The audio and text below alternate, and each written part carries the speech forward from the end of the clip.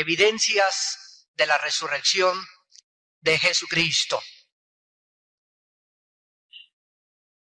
Una de las pruebas más grandes de que el cristianismo realmente no es solamente una proposición filosófica o un mito o basado en leyendas o en dogmas, es la resurrección de su fundador, el Hijo de Dios. La resurrección de Jesucristo, damas y caballeros, es tan importante que el cristianismo permanece de pie o se derrumba con o sin la resurrección de Cristo. Si el Señor Jesucristo solamente hubiera sido un gran maestro de moral, o un gurú, o un solamente iluminado, y hubiera muerto en la cruz y ahí hubiera quedado absolutamente su filosofía, el cristianismo no podría continuar existiendo.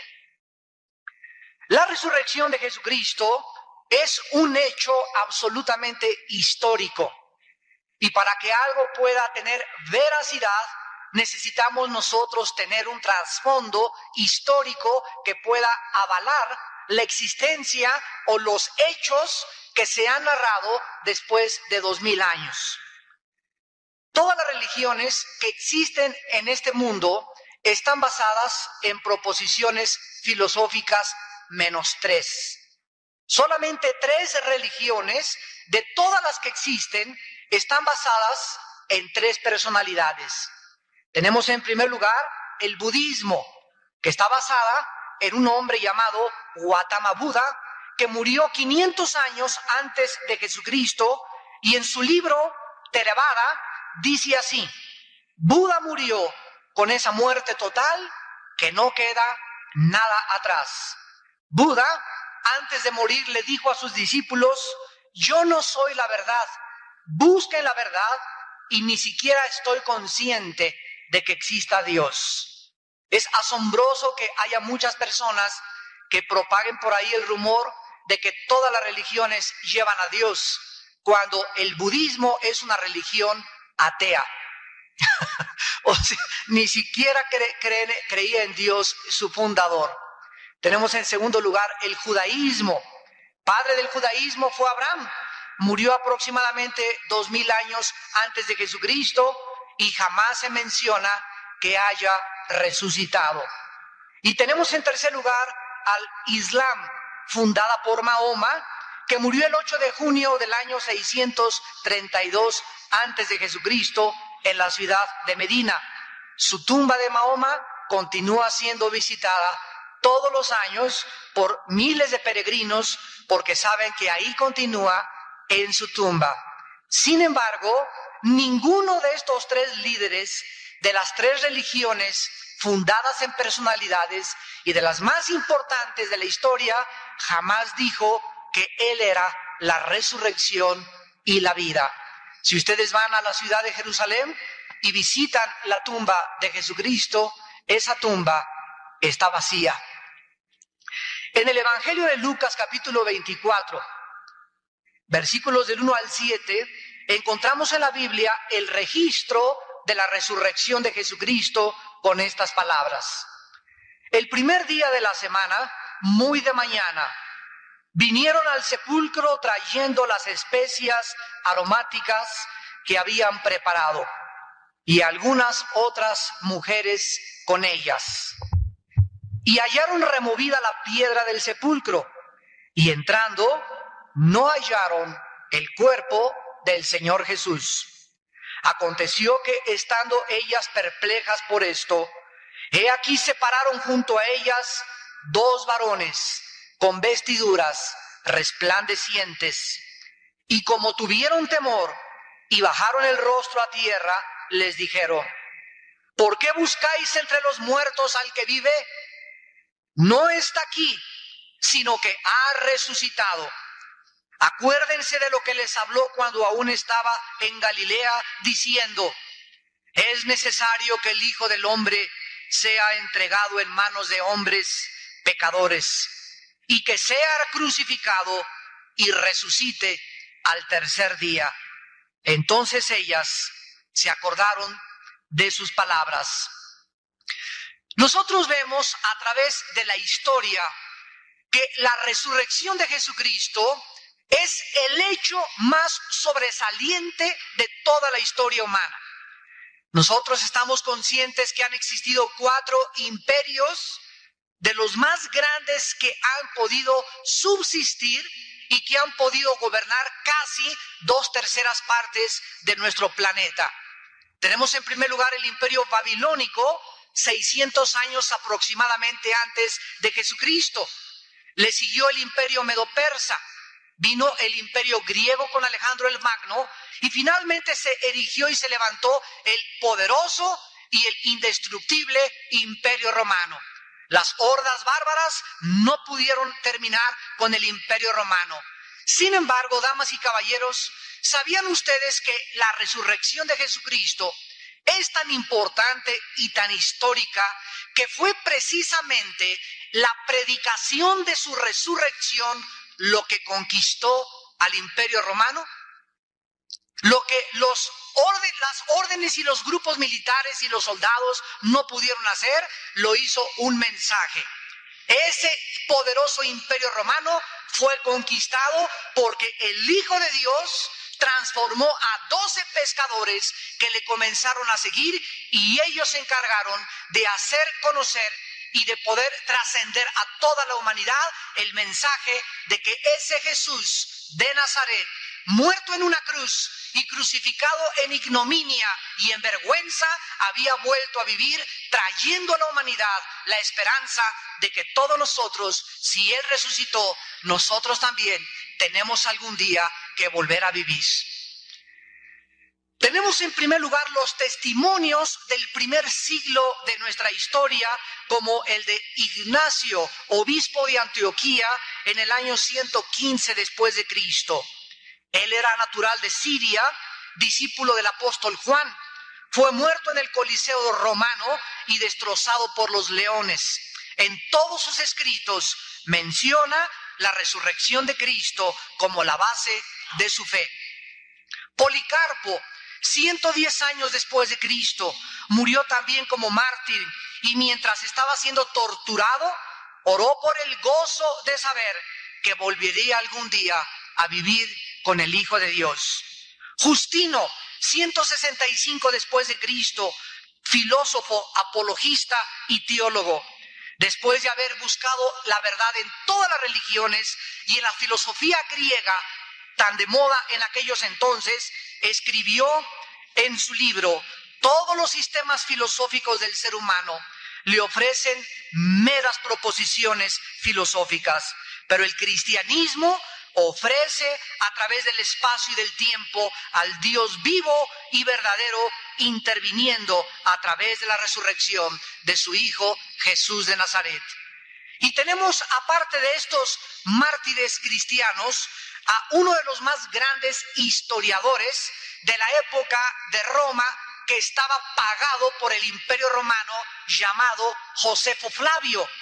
Él dijo en su libro Antigüedades: la resurrección de Jesús de Nazaret, a quien le apodaban el Cristo, es la evidencia más grande que este grupo llamados los nazarenos, o sea, los cristianos, verdaderamente predican un mensaje transformador. Cuando nosotros vemos a través de la historia que tenemos documentación, que hay escritos, que hay libros que han dicho que han sido transformados por el poder de la resurrección de Cristo, nosotros ahora, el 19 de diciembre de 1999, nos podemos hacer una pregunta. ¿Desde cuándo estamos contando 1999 años? Desde el nacimiento de Jesucristo. ¿Por qué en esta Navidad aún los países ateos celebran el nacimiento del Hijo de Dios? Hay muchos de ustedes que nos visitan y que nos ven a través de la televisión que ni siquiera creen en Dios, pero no van a trabajar del 24 al 30 tal vez de diciembre, porque en sus trabajos les dan vacaciones y ustedes están felices de la vida. Pero Jesucristo no solamente es tan importante para que el mundo entero paralice sus actividades y se basen en el 24 de diciembre para celebrar su nacimiento, sino que además en el mes de abril casi siempre se celebra su muerte y su resurrección. Y tenemos un domingo que se llama el Domingo de Resurrección, un sábado de gloria, donde además el mundo entero también se va de vacaciones. ¿Qué tan importante es este personaje, Jesucristo, que nosotros no nos acordamos cuando murió Buda, cuando murió Abraham? Nadie celebra el nacimiento del Gurú Maharaji. Nadie se acuerda, ni siquiera sabe dónde nació el Dalai Lama.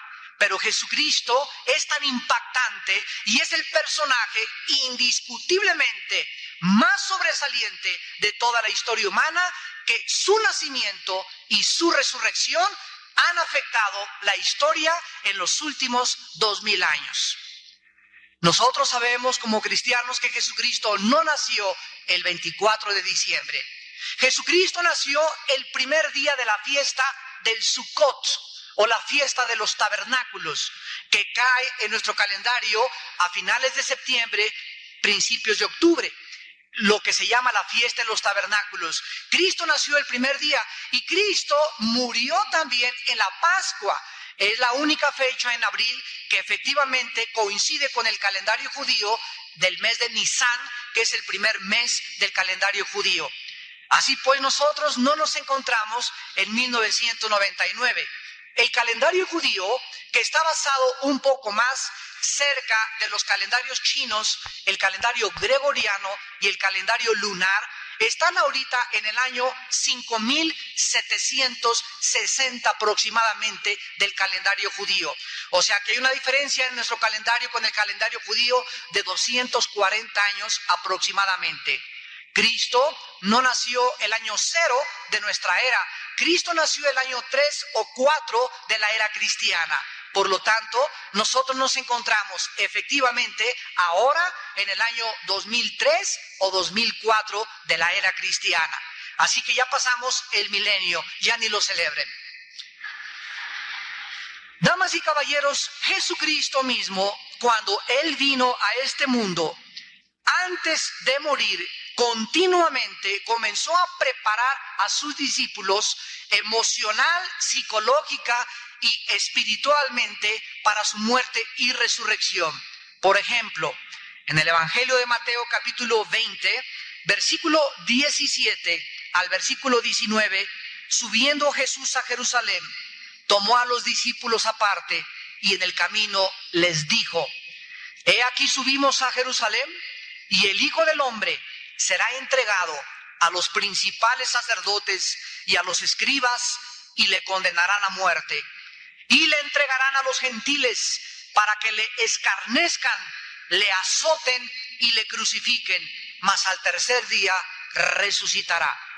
No hay en la historia ningún líder, absolutamente ninguno, que haya anunciado a sus seguidores que Él era Dios, que el que ha visto a esa persona ha visto a Dios, que Él es el que tiene el poder sobre la vida y sobre la muerte, pero más que cualquier otra cosa, decirles con exactitud de detalles: voy a morir y a los 3 días voy a resucitar. Hace como 3 o 4 años, escuché que el Dalai Lama le dijo al Papa Juan Pablo II que Él era Dios. Así le dijo: yo soy Dios. Y me gustaría enviarle una carta para decirle que si Él es Dios, que nos anuncie y nos diga cuándo va a morir. Porque no hay ningún ser humano que sepamos el día de nuestra muerte, ni tampoco escogimos haber nacido. Pero cuando vino Jesucristo, Él dijo: yo sé de dónde vengo y quién soy y a dónde me dirijo. Cristo viene y nos da respuesta a las 3 más grandes interrogantes que todas las religiones y todas las filosofías han postulado. ¿Saben ustedes por qué existen las religiones? ¿Saben ustedes por qué existen las filosofías? Para tratar de darle respuesta a 3 preguntas. ¿De dónde venimos? ¿Quiénes somos? ¿Y a dónde vamos? Tú que en esta mañana no sabes quién eres, es imposible que sepas a dónde vas. Porque si no sabes quién eres, tampoco sabes de dónde vienes. Necesitas saber de dónde vienes para saber quién eres. Y cuando recobres tú tu identidad y descubras que eres una criatura creada a la imagen y semejanza de Dios, podrás comenzar de ese momento en adelante a comenzar a vivir con una vida de esperanza, de plenitud, de propósito y de significado. La resurrección de Jesucristo fue tan impactante en el mundo romano que estos 12 hombres, los apóstoles, que se habían escondido y se habían protegido de la persecución del gobierno romano, de repente cuando fueron llenos del Espíritu Santo, dice en el libro de los Hechos, capítulo 2, versículo 22, se levanta el apóstol Pedro después de que Cristo resucitó y a los judíos que le habían crucificado les dice estas palabras: varones israelitas, oigan estas palabras. Jesús Nazareno, varón aprobado por Dios entre ustedes con las maravillas, prodigios y señales que Dios hizo entre ustedes por medio de él, como ustedes mismos saben, a este entregado por el determinado consejo y anticipado conocimiento de Dios, prendisteis y matasteis por manos de inicuos, crucificándole, al cual Dios levantó, suelto los dolores de la muerte, por cuanto era imposible que fuera retenido por ella. El primer mensaje que el apóstol Pedro lanza al mundo gentil es: ustedes mataron al Cristo, pero Dios le levantó de los muertos, porque la crucifixión de Cristo no fue un hecho al azar, no fue un hecho accidental donde el Padre comenzó a decirle a los ángeles: miren nada más, ya agarraron a mi hijo, vayan y suéltenlo.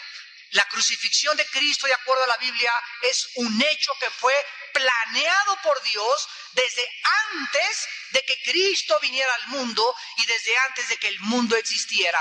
Por eso a Jesucristo se le llama el Cordero Inmolado desde antes de la fundación del mundo.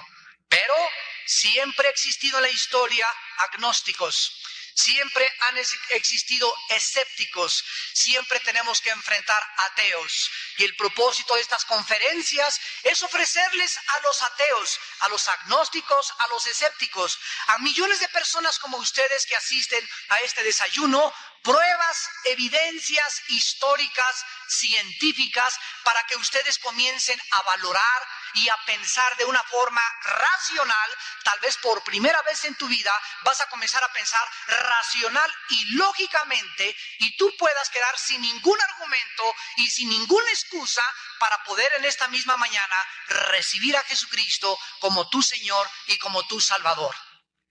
Entre los argumentos en contra de la resurrección que han esgrimido historiadores y personas ateas, en primer lugar dicen que la resurrección no fue corporal, sino que fue en gases. Este argumento lo esgrimen un grupo de personas pertenecientes a una secta llamados los Testigos de Jehová. Ellos enseñan que la resurrección no fue corporal porque solamente fue en gases. Sin embargo, la Biblia nos enseña en Santiago 2:26 que el espíritu no puede morir. Entonces, ¿qué fue lo que murió en la cruz del Calvario? Jesucristo era 100% humano, 100% Dios. Cuando Jesucristo le dijo al Padre: en tus manos entrego mi espíritu, el espíritu no fue el que murió. El espíritu no podía morir porque el espíritu es eterno. Por eso cuando nosotros hablamos de la inmortalidad del alma, nos estamos dando cuenta de que al recibir a Jesucristo, ¿qué cosa recibimos? Recibimos la vida eterna. O sea, mi espíritu entra en el momento de mi renacimiento espiritual a habitar la eternidad. Mi espíritu ya trasciende el espacio y el tiempo y comienzo ya a pertenecer y a ser y a conocer y a adorar y a servir al Dios que es espíritu. Entonces, cuando yo muera, no morimos nosotros. Los cristianos no podemos morir. Por eso la Biblia no usa el término morir cuando un cristiano se muere, sino el término dormir. Cuando Lázaro estuvo muerto, llegaron los discípulos y le dijeron en Juan 11 a Cristo: mira que tu discípulo está muerto. Y él dijo: él duerme, pero cuando yo vaya, yo le resucitaré.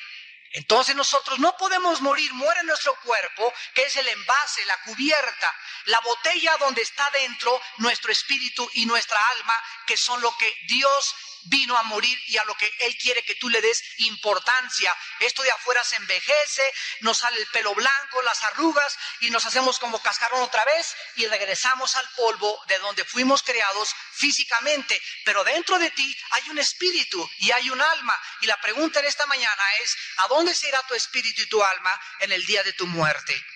Jesucristo dijo: he aquí viene la hora cuando todos los muertos oirán la voz del Hijo del Hombre. Los que la oigan volverán a vivir. Si tú no oyes la voz de Cristo en esta vida, si tú no le sigues, como Él dijo: mis ovejas oyen mi voz y me siguen, es imposible que a la hora de tu muerte tú puedas oír la voz del Hijo de Dios. Entonces, esta versión de que Jesucristo resucitó en gases es antibíblica y no puede ser sostenida. En segundo lugar, que los discípulos robaron el cuerpo. Si nosotros estudiamos la historia de Roma, vamos a descubrir que los soldados que formaban una guardia romana tenían las siguientes características. Eran castigados con pena de muerte si abandonaban su puesto. 2. Una guardia romana, como la que cuidó la tumba de Cristo, estaba formada por 16 soldados.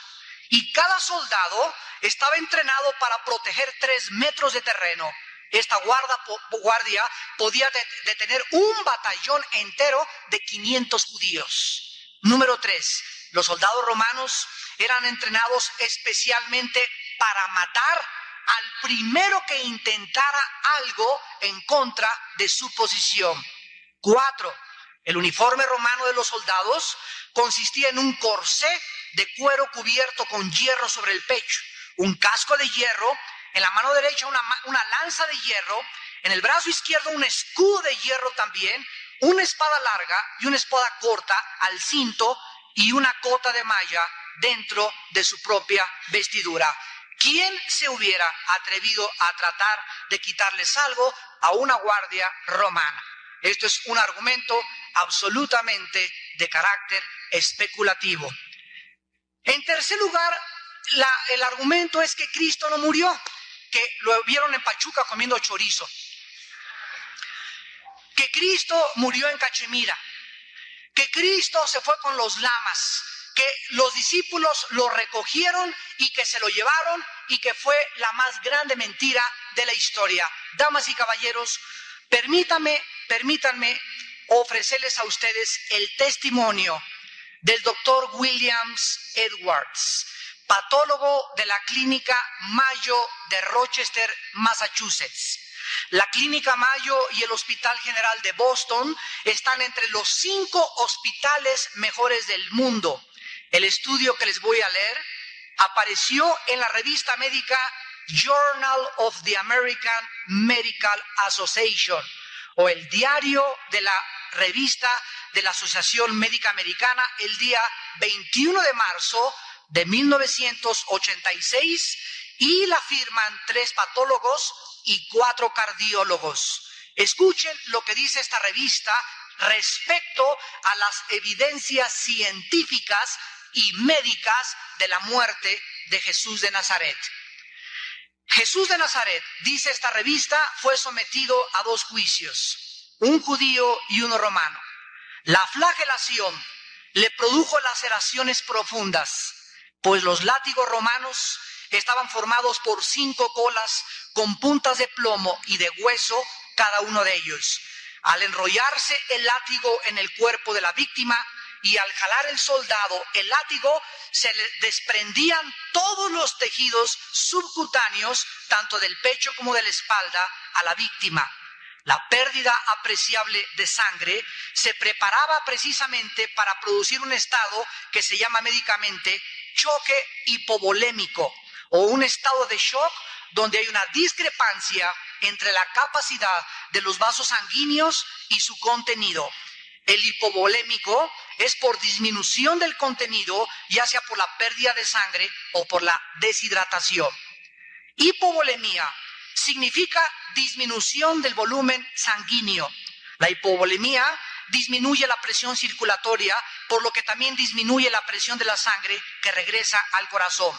El sistema circulatorio puede recuperarse mientras el grado de hemorragia no pase de cierta cifra, pero una vez cruzada esta cifra crítica, bastan unos pocos mililitros para poder establecer la diferencia entre la causa del fallecimiento y de la vida y de la muerte. El efecto fisiopatológico principal de un crucificado era la interferencia en la respiración normal. La interpretación médica moderna de la evidencia histórica indica que Jesús estaba muerto cuando fue bajado de la cruz. Cada herida que recibía un crucificado le producía una intensa agonía y las causas de la muerte podían ser muy numerosas. Los látigos debilitaban al condenado a muerte. La pérdida de la sangre era importante. Le podía causar hipotensión ortostática, o sea que significa una baja de la presión arterial al ponerse de pie en la cruz, o un estado de choque hipovolémico. Cuando la víctima era arrojada sobre la espalda en la cruz, antes de clavarle sus muñecas, sus heridas se abrían nuevamente. Las heridas de los tejidos subcutáneos de la espalda de Jesús fueron restregados contra la madera de la cruz y comenzó a sufrir más dolores intensos, ya que su espalda se comenzaba a contaminar con la tierra sucia de la cruz. Además, cada vez que respiraba, su espalda era frotada dolorosamente contra la madera de la cruz. Cuando los soldados romanos le quitaron el manto a Jesucristo, toda la sangre la tenía coagulada y le fue arrancada casi 3/4 partes de la piel de la espalda. Los brazos de la víctima estaban totalmente estirados y le metían clavos entre el hueso radio y los huesos del carpo. Aunque no produjeron fractura alguna, el daño al periósteo, que es la membrana que cubre los huesos, era muy dolorosa. Los clavos de los pies le atravesaban los huesos del tarso y seguramente le ocasionaban una lesión en los nervios con un dolor indescriptible. El mayor efecto fisiológico de la crucifixión fue la interferencia con la respiración normal. Cuando un crucificado quería exhalar, el cuerpo estaba colgado y tendía a fijarse el tórax en un estado de inspiración. Calambres musculares y hormigueo de los brazos por la posición tan incómoda se agregaban a las molestias de la respiración. Cada movimiento respiratorio era sumamente fatigante, agonizante y excruciante, y eventualmente morían asfixiados. La fractura de los huesos por abajo de las rodillas los llevaban a rápidamente morirse por asfixia, y la muerte por crucifixión era la muerte más dolorosa, más torturante y más sangrienta que ningún ser humano haya podido inventar. Queremos nosotros firmar este documento y decirles en qué consistió científicamente la muerte de Jesús. Dicen los doctores de la clínica Rochester, el corazón está forrado por una membrana transparente llamada el endocardio. Después está la capa muscular propiamente dicha llamada el miocardio, y externamente está forrada por el pericardio, que consta de 2 capas: el pericardio visceral, que está directamente en contacto con el corazón, y el pericardio parietal, que cubre el hueso donde el corazón está situado. Entre las 2 capas del pericardio existe una pequeña cantidad de líquido que sirve como lubricante y facilita los movimientos del corazón. Nosotros leemos en la Biblia que el soldado romano se acercó a Jesucristo y ellos eran expertos en crucifixiones y en determinar cuando una víctima era muerta. El soldado romano atravesó con su lanza el costado de Cristo, y al atravesarle el costado, los evangelios de la Biblia nos dicen que salió una gota de sangre mezclada con agua. Esto, desde el punto de vista cardiológico, es una ruptura postinfarto que puede ocurrir durante las primeras horas después del mismo. La evidencia médica e histórica indica que Jesús, de acuerdo a la gota de sangre y de agua que le salió, murió de la rotura del pericardio. Él estaba muerto antes de que fuera atravesado su costado con la lanza romana. Y de acuerdo a lo anterior, las afirmaciones de que Jesús no murió en la cruz carecen de apoyo científico. Damas y caballeros, tenemos el testimonio de patólogos, de cardiólogos respecto a la narración de lo que la Biblia nos dice. Pero una de las cosas más asombrosas de esto es que 1000 años antes de que Cristo muriera en la cruz del Calvario, les estoy hablando desde hace 3000 años, de acuerdo a nuestra era. Hace 3000 años, el rey David, en el Salmo 22, escribió proféticamente lo que los cardiólogos, pongan atención, 3000 años después verifican y certifican científicamente. 3000 años antes se nos muestra de qué iba a morir Cristo. A mí me encanta preguntarle a muchos de mis estudiantes, díganme, ¿cuáles fueron las causas por las que mataron a Jesucristo? Ya lo sabemos que fueron nuestros pecados, pero médica y científicamente, ¿qué fue lo que produjo en Cristo su muerte? Ya leímos que los médicos dicen que la mayor parte de las veces morían asfixiados. La posición del tórax era tan incómoda que morían de asfixia a las pocas horas, pero Cristo no murió de asfixia. La Biblia nos deja el registro que cuando Juan se acercó a ver, cuando el soldado romano le atravesó el costado, él arrojó una gota mezclada de agua con sangre. Miren lo que dice el Salmo 22. Dios mío, ¿por qué me has desamparado? El Salmo 22, damas y caballeros, comienza pronunciando las palabras que 1000 años después Cristo iba a pronunciar en la cruz. Y cuando Jesús colgaba en la cruz del Calvario, Él gritó, Dios mío, lama sabactani. Dios mío, ¿por qué me has abandonado? ¿Por qué le abandonó el Padre al Hijo? ¿Por qué el Hijo sintió la soledad más profunda que cualquier ser humano jamás ha experimentado en esta vida? Porque algo misterioso pasó en esa cruz. El Padre se separó del Hijo. La Biblia dice que Dios es un Dios santo y que es tan santo que no puede ver el pecado. Y en ese momento los pecados tuyos y mis pecados, dice la Biblia, eran puestos. Él los cargaba, Él los llevaba. Él que no conoció pecado, por nosotros se hizo pecado para que nosotros fuésemos hechos la justicia de Dios en Él.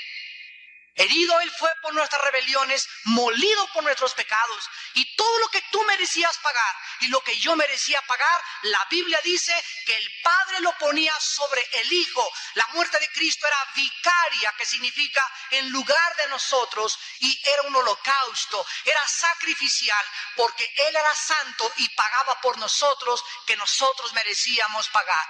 Porque de tal manera amó Dios al mundo que ha dado a su Hijo unigénito, para que cualquiera de ustedes que en Él cree no se pierda, mas tenga la vida eterna. Cuando Cristo llevaba nuestros pecados, el Padre le abandonó y el Hijo murió solo, abandonado, sin sus amigos y sus discípulos, nadie absolutamente. Ahí estaba el Hijo de Dios entre el cielo y la tierra, llevando a cabo la obra más misteriosa del universo, la muerte por nuestros pecados mediante la sangre derramada en su cruz.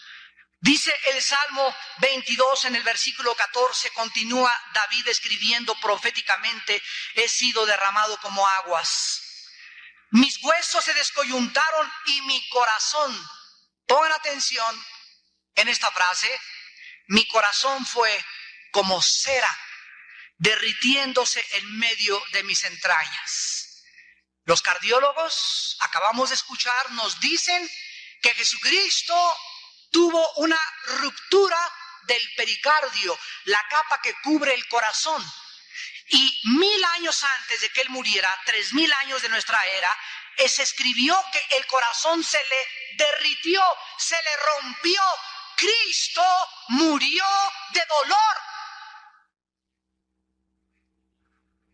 El dolor moral fue lo que mató a Cristo. Cuando nuestros pecados fueron puestos por Él, el pecado fue el dolor tan intenso de los millones de pecados de aquellos que algún día le seguiríamos, fue lo que le quitó la vida, porque la paga del pecado es la muerte. Romanos 6:23, mas el regalo de Dios es vida eterna en Cristo Jesús. Cristo murió de dolor. Pocas personas han muerto de dolor. Mueres de cáncer, mueres de sida, mueres de muchas cosas, pero de dolor, bajo los excruciantes dolores de una cruz. Es increíble la exactitud, la veracidad científica de la Biblia. Ningún otro libro jamás, vuelvo a repetir, contiene estas asombrosas evidencias para que los que están buscando un propósito en esta vida, para los que estén diciendo en esta vida quién es la luz, de tantas filosofías, quién es la verdad, de tantas religiones, cuál es la verdadera. Bueno, pues vamos a buscar y escudriñar y encontrar y a descubrir las evidencias asombrosas de la Biblia, la palabra de Dios.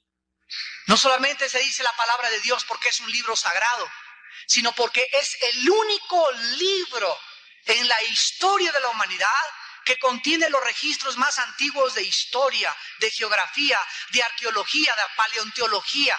Es el único libro que nos ofrece científicamente evidencias que la ciencia ha descubierto miles de años después. 2300 años antes que Galileo Galilei descubriera que la Tierra era redonda, en Isaías 40:22 ya estaba escrito 2300 años que la Tierra era un círculo. Antes de que se descubriera la proliferación de las bacterias médicamente el siglo pasado, Dios le ordenó a Moisés que cuando ellos hicieran excremento, los judíos enterraran el excremento en la tierra. ¿Cómo podía saber Moisés que el excremento que quedaba en la superficie de la tierra podía ser un foco de infección? El siglo pasado lo descubrimos, damas y caballeros. ¿Cómo podía la Biblia decir hace 6000 años, en el libro del Génesis capítulo 1, cada cosa que Dios creó fue según su género y su especie? En 1860, Mendelssohn, un científico genetista, comenzó a hacer experimentos con chícharos y comenzaron a descubrir los principios elementales de que efectivamente un esperma de chango produce changos. Los aminoácidos que forman los músculos de los animales es imposible que puedan formarse o puedan cambiarse una mutación a músculos humanos. Que el esperma del ser humano produce seres humanos. De una jirafa nacen jirafas, no nacen rinocerontes. Que en la semilla de una manzana se encuentra el código genético hereditario que contiene la información para que cuando se siembre una semilla de manzana, crezca una manzana y no una papaya. Y esto hace pedazo la teoría de la evolución, la teoría filosófica postulada por Carlos Darwin en este siglo, que se sigue enseñando en las universidades. Y nosotros queremos ir a las universidades a las que nos faltan por visitar y presentarles a los maestros que les enseñen a los alumnos otra alternativa de la vida. Sí se les puede enseñar de Fidel Castro y de Che Guevara y de Adolfo Hitler. ¿Por qué no se les permite enseñar a Jesucristo? Porque lo clasifican como una religión. Tú abres la Biblia y te dicen, es un libro religioso, y es un libro más de carácter científico que religioso, porque nos muestra las evidencias que la creación misma nos da testimonio, que los cielos cuentan la gloria de Dios y el firmamento la obra de sus manos. Estamos en un tiempo donde la gente y los estudiantes, mírenlos cómo están, ciegos. ¿Por qué? Porque les han enseñado que vienen del chango, por eso se portan como chita. Los jóvenes no tienen ningún propósito en su vida.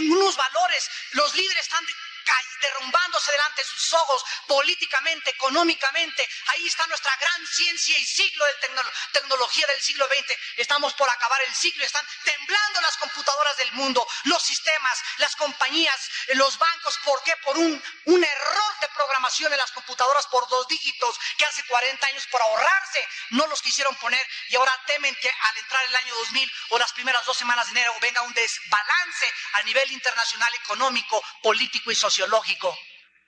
Ahí está nuestra tecnología. Dios nos mueve el tapete y nos recuerda que no somos dioses. Hay un Dios en el cielo que levantó a su Hijo de entre los muertos y nos manda a que nos arrepintamos de nuestros pecados, que regresemos a Él, que si quieren encontrar evidencias de cualquier disciplina filosófica, las vas a encontrar en la Biblia, en la palabra de Dios. Es increíble que analizando la vida de estos seguidores de Cristo hayan podido ser cambiados de cobardes a valientes, hayan podido conquistar un imperio que por más de 350 años los persiguió y los echaron al Coliseo y los quemaron vivos y les arrancaron la piel, les arrancaban las uñas con pinzas calientes, les arrancaban el pelo y les cortaban con un cuchillo. ¿Y todo por qué? Porque ellos decían que Jesucristo había vuelto a vivir.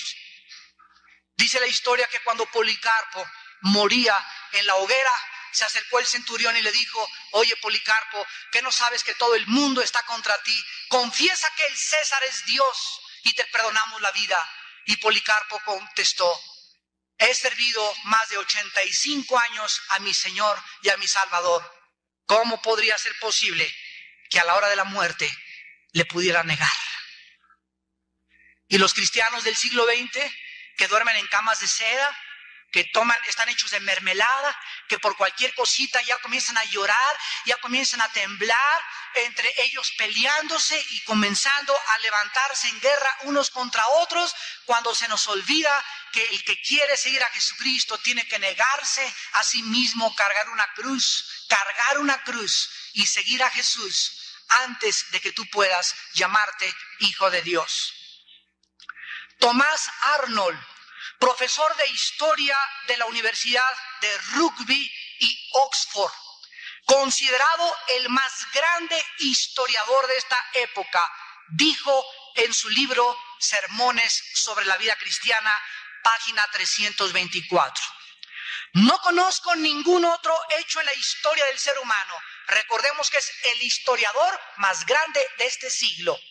No conozco, dijo Thomas Arnold, ningún otro hecho en la historia del ser humano que haya sido probado con tantas evidencias indubitables e irrefutables. Y no está hablando de Juan Diego. Como la gran señal que Dios nos dio al haber levantado a Jesucristo de entre los muertos.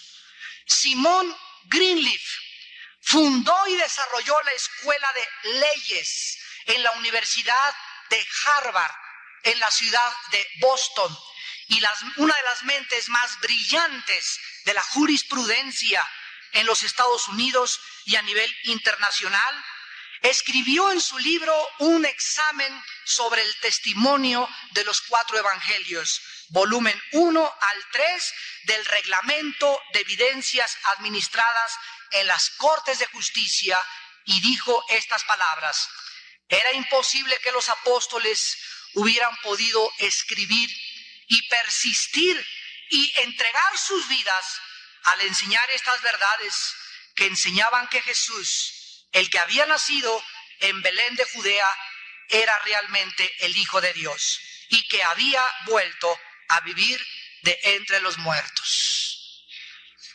Damas y caballeros, podíamos continuar mostrándoles a ustedes testimonios de grandes historiadores, de grandes genetistas, de grandes sociólogos, pero una de las cosas que han corrido paralelamente al desarrollo tecnológico y científico del siglo XX ha sido el ateísmo. ¿Saben ustedes, quiero terminar con esto, cuáles son las 4 mentes que han influido en las mentes de nuestros hijos, en tu mente y en mi mente, antes de que yo conociera la Biblia? Estos 4 hombres son los 4 filósofos del siglo XX. y los que han influido en la historia, en las universidades, en las facultades de economía, en las facultades de psicología, en el mundo social, en el mundo político, son los 4 hombres que más daño han causado a nuestra historia y a nuestra propia vida. El primero de ellos, Carlos Darwin, postulando el origen de las especies. El segundo, Sigmund Freud, diciendo que el problema no es espiritual, es de carácter mental y de la psique. Carlos Marx postulando su dialéctica materialista y Friedrich Nietzsche.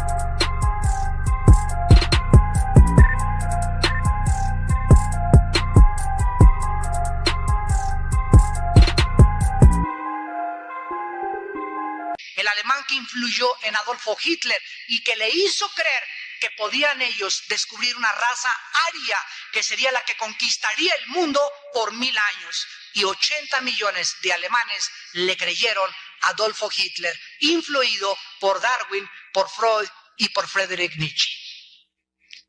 Y estas mentes no han podido ser contrarrestadas y son ideas filosóficas destructivas, como dice la palabra de Dios. Pero la Biblia refuta argumentos, llevando cautivo todo pensamiento a la obediencia a Cristo Jesús. Y tú en esta mañana tienes la alternativa de invitar a Jesucristo a tu corazón por primera vez. Jesucristo es tan importante y la resurrección cambió la historia que el apóstol Pablo dice en su primera carta a los Corintios, versículo 12. Pero si se predica de Cristo, que resucitó de los muertos, como dicen algunos entre ustedes, que no hay resurrección de muertos, porque si no hay resurrección de muertos, tampoco Cristo resucitó. Y si Cristo no resucitó, vana es entonces nuestra predicación, vana es también nuestra fe. La fe cristiana no está basada en dogmas. La fe cristiana no está basada en hechos que tengo que creer a fuerza. La fe cristiana no está basada en proposiciones filosóficas. La fe cristiana no está basada en liturgias, en ceremonias o en sacrificios. La fe cristiana está basada en la resurrección del Hijo de Dios. Y cuando nosotros seguimos a Jesucristo, no es una religión la que estamos siguiendo a un hombre que volvió a vivir. Tú puedes ser católico, puedes ser protestante, puedes tener una religión y no seguir a Jesús. Sigues tu religión, sigues el grupo y el reglamento de reglas que te ha impuesto tu religión, pero tú no tienes una relación con el Hijo de Dios en tu propia vida íntima. No ha cambiado Jesucristo tu vida, eres solamente cristiano de las 11 a las 12 del domingo. Pero mientras este mensaje y la vida de Jesús resucitada no entre a tu vida y cambie y transforme tus pensamientos, tu corazón, tu meta, tu dirección en la vida, no puedes llamarte realmente que tienes la vida eterna.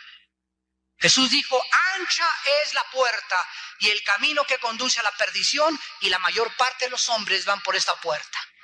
Miren ustedes, acabamos de escuchar el testimonio de un gran deportista, pero vemos los periódicos, los deportistas lo retratan ahora con mujeres de la vida galante.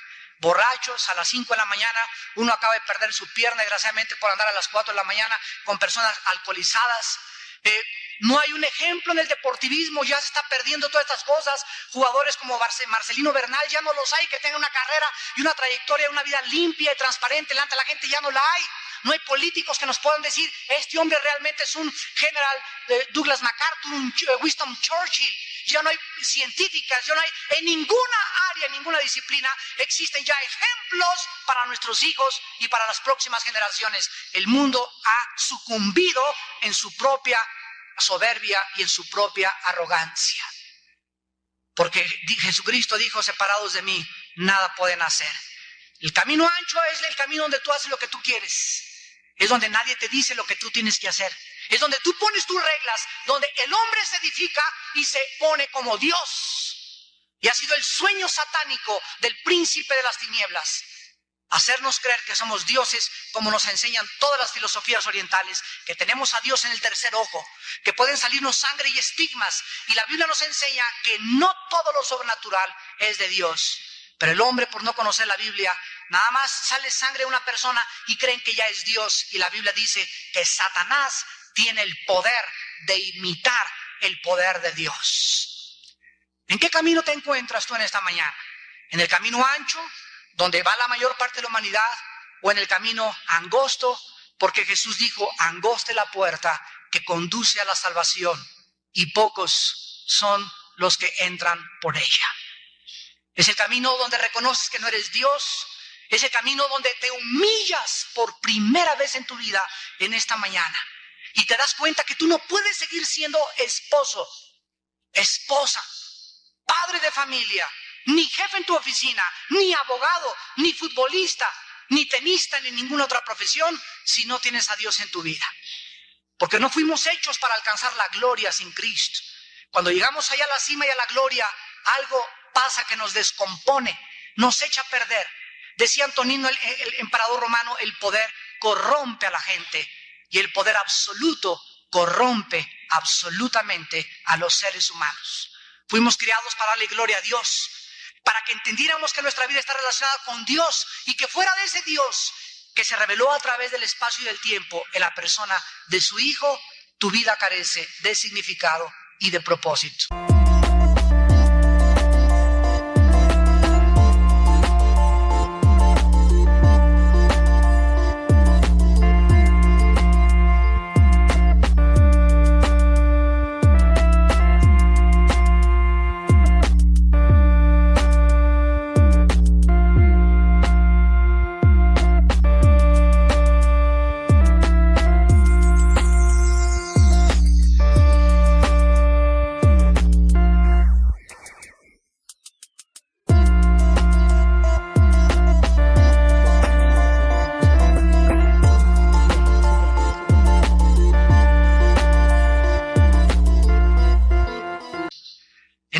No ha sido una coincidencia que hayas venido a escuchar esta conferencia. Dios te trajo en su infinito amor y misericordia, porque dice Dios, te he amado con amor eterno. Por eso te prolongué mi misericordia. Pero Dios te manda que te arrepientas en este momento, que vengas a la cruz de Cristo, que le recibas en tu corazón como tu Señor y como tu Salvador, y que cuando salgas por esta puerta en esta mañana, tu vida comience a ser transformada por toda la eternidad. Les pido por unos segundos que inclinen su cabeza.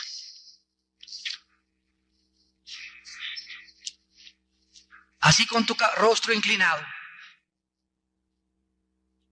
La Biblia dice, viene la hora cuando todos los que están en los sepulcros oirán la voz del Hijo de Dios. Los que la oyeren vivirán. Porque como el Padre tiene vida en sí mismo, ha dado también al Hijo tener vida en sí mismo y le dio también autoridad de hacer juicio, por cuanto es el Hijo del Hombre. No os maravilléis de esto, dijo Jesús, porque vendrá hora cuando todos los que están en los sepulcros oirán su voz. Los que hicieron lo bueno saldrán a la resurrección de vida, mas los que hicieron lo malo a resurrección de condenación. En esta mañana, muchos de ustedes han venido porque Dios, en su infinita paciencia y eterno amor, te ha traído a que hagas la paz con Él mediante la sangre derramada de su Hijo Jesucristo en la cruz del Calvario. porque sin derramamiento de sangre no hay perdón de pecados. Dios te manda en esta hora en que tu corazón está preparado por el Espíritu Santo, que te arrepientas. Arrepentirse significa cambiar tu manera de pensar. Tú ya no puedes seguir pensando como pensabas antes acerca de la vida y de la resurrección y del futuro que tiene la humanidad. Arrepentirse es cambiar tu manera de pensar respecto a Dios. Es reconocer que si no lo haces, Dios es justo y Dios tiene que castigar el pecado.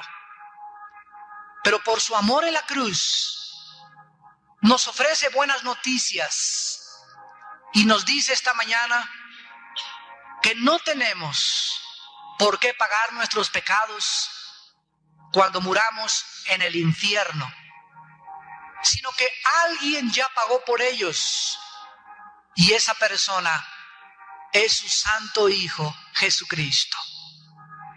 Y si tú te pones de acuerdo con Dios, invitándole a tu vida en este instante y a tu corazón, pidiéndole perdón por tu vida pasada y pidiéndole la ayuda que Él te quiere dar sobrenaturalmente para cambiar de vida, dile a Dios, ahí desde tu lugar, en el silencio de tu alma, estas palabras: Señor mío y Dios mío,